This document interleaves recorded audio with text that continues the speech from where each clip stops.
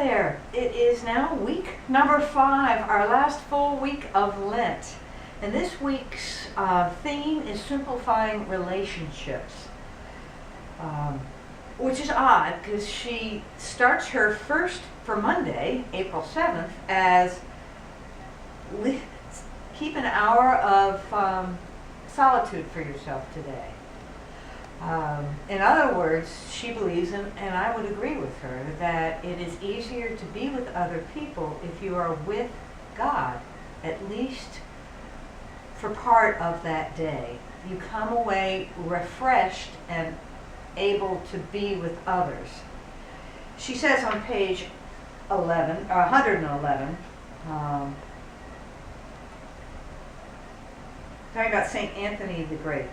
This lonely man living in the desert imposed a new valuation on human endeavor, that people had a right to an inner life over and above their responsibilities as social beings.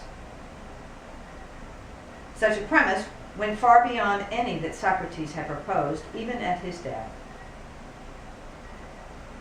By his retreat into the desert, Anthony paved the way for others to take their first step on the road to selflessness. So this morning and today, practice an hour of solitude. Set a timer. If that is difficult for you, do it in a manageable time, a half an hour, 15 minutes. Just spend an hour alone with God. No radio, no nothing. Just an hour. Turn the phone off. When I started this process of having some quiet time in my life every day, I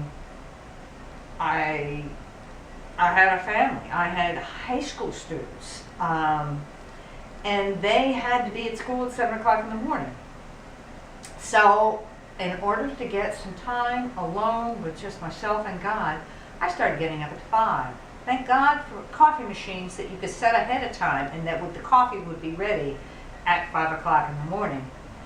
And me and my coffee and God would sit in some quiet time. I had some meditation books, but I frequently would set a timer because otherwise I was afraid I was going to spend too much time or too little time. And having somebody, an external force that would say, okay, this is 15 minutes of silence.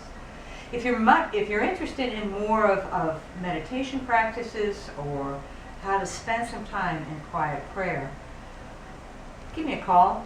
I am what I call a contemplative. I love being alone with God because I think it really energizes me to be with others. Fascinated to know how you do today in this time of solitude. Thanks.